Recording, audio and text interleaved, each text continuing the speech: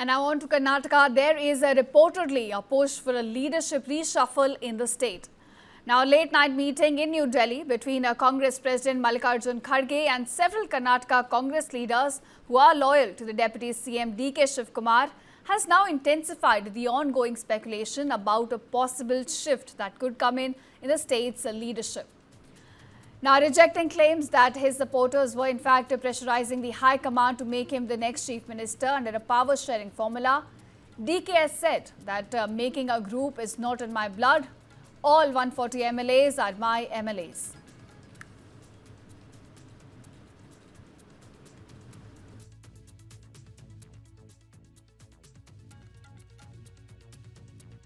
All 140 members are eligible to become minister, chief minister, everything they can become. Now no question is there. Honorable Chief Minister is there. He said that he will come to complete 5 years. I wish him all the best. We will all work with him. Now viewers, this comes as the Siddaramaiah government is approaching the 2.5-year mark and the Chief Minister has decided to reshuffle his cabinet. DKS added that because of all of this, all of them are now interested in becoming ministers. Meanwhile, Chief Minister Siddaramaiah too firmly asserted that he will remain in office and will present budgets, questioning as to why media continues to speculate about a change in leadership. Now viewers, all eyes will be on the meeting between Chief Minister Siddaramaiah and the AICC President Mallikarjun Kharge, likely to take place in Bengaluru today. Meanwhile, the BJP has also reacted on the ongoing tussle within the Congress. Let's take a listen. So finally, Congress High Command has spoken through Surjewala ji, and in Karnataka now they are blaming media and they are blaming BJP. मतलब कि अपने अंदरूनी लड़ाई के लिए Congress party अब media को दोष दे रही है और बीजेपी को दोष दे रही है. ये तो हर जगह आप लोगों का चरित्र बन चुका है, कांग्रेस वर्सेस कांग्रेस का. हरियाणा में तो आपने ही झंडा बुलंद किया था हुड्डा जी के खिलाफ फॉर द चेयर, भूल गए सुरजेवाला जी. राजस्थान में पायलट गहलोत मीडिया ने किया क्या? तेलंगाना में मीडिया ने किया क्या? हिमाचल प्रदेश में प्रतिभा जी बनाम सुक्खू जी मीडिया करवा रही है क्या? बीजेपी करवा रही है क्या? कांग्रेस हमेशा चेयर और पावर के लिए लड़ती रहती है. उनको पीपल से कोई मतलब नहीं है, सत्ता से मतलब है, जनता से कोई मतलब नहीं. इसलिए कर्नाटका की जनता त्राहिमाम कर रही है. They are suffering. किस बात की गारंटी सक्सेसफुल रही? आपने तो हर गारंटी पर धोखा दिया और गारंटी केवल करप्शन की दी, लॉ एंड ऑर्डर सिचुएशन खराब होने की दी, पॉट होल और ट्रैफिक वाले रोड्स की दी. आज तो आपके ट्रैफिक और पॉट होल्स पर शुभांशु शुक्ला जी भी बोल पड़े. तो कांग्रेस की एक ही गारंटी है, INC, आई नीड चेयर. और इस चेयर की लड़ाई में, इस सत्ता की लड़ाई में जनता को किस प्रकार से प्राथमिकता नहीं मिल रही है, प्रायोरिटी नहीं मिल रही है, ये इसका प्रमाण है कर्नाटका. और कर्नाटका मॉडल ही ये है कि सत्ता की लड़ाई में सिद्धरमैया शिवकुमार मस्त है, जनता त्रस्त है. And now shifting focus, Tamil Nadu CM MK Stalin has now taken to X and urged the centre for what he calls a fair treatment on key infrastructure demands.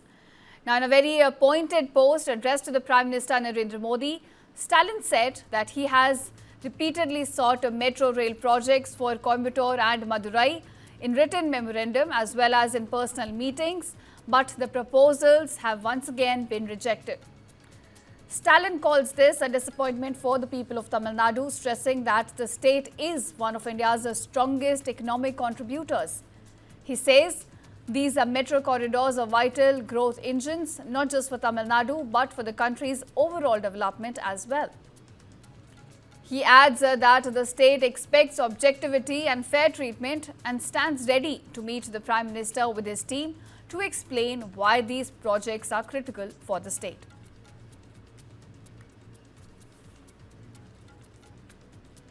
So that's the latest we're getting in as far as the tussle that goes between the Tamil Nadu CM and the centre. Right now, he's taken to X to put out a very pointed message. He is asking for a fair treatment, for objectivity from the centre when it comes to the rail projects in the state of Tamil Nadu.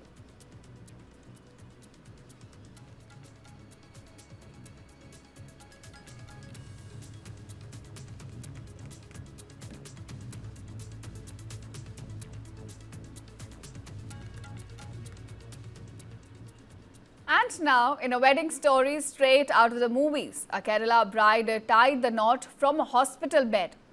Now, just hours after a road accident which left her injured, the couple refused to postpone their ceremony, keeping the auspicious Mahurat intact, in fact. Now, a couple went ahead with their wedding inside the hospital after the bride was injured in a road accident just hours before the ceremony. Now, Avni, the bride, suffered a spinal injury and a leg fracture when the car she was travelling in met with an accident. She was first taken to Kottayam Medical College and later shifted to a private hospital in Kochi. The wedding had been scheduled for about 12 p.m. at a Shakti Auditorium to match the auspicious Mahurat. But despite the accident, both the families chose not to postpone. Doctors confirmed Avni's condition was stable and determined to keep the auspicious time. The families then arranged for the ceremony to be conducted inside the hospital room. Relatives and medical staff gathered as the groom, Sharon, in fact, tied the thali on Avni's hand while she lay on the hospital bed. Now, Avni is scheduled for surgery, in fact, but this is the latest we're getting in on how, just in order to keep the Mahurat, the wedding ceremony seems like took place inside the hospital.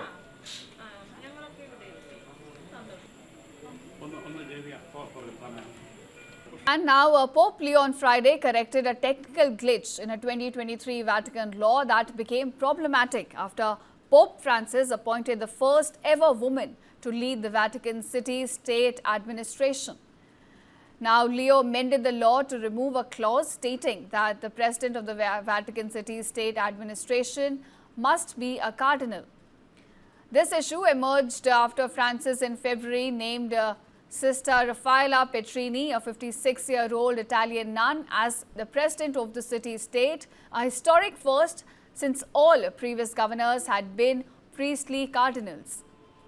Now, her appointment continued Francis' long-running effort during his 12th year to place more women in top decision-making roles within the Vatican.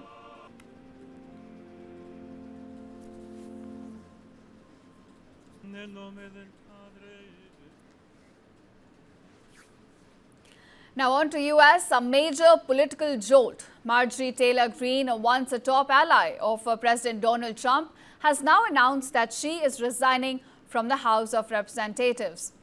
In a strongly worded 4-page letter, Greene accused Republican leaders of betrayal and claimed that Congress has turned its back on what she calls common Americans.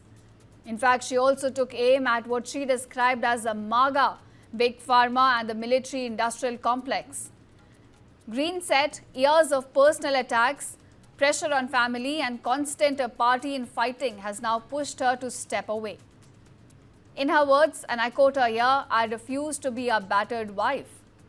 She says she's now returning home to Georgia, hoping to live life to the fullest as she waits, as she puts it, for a new path ahead.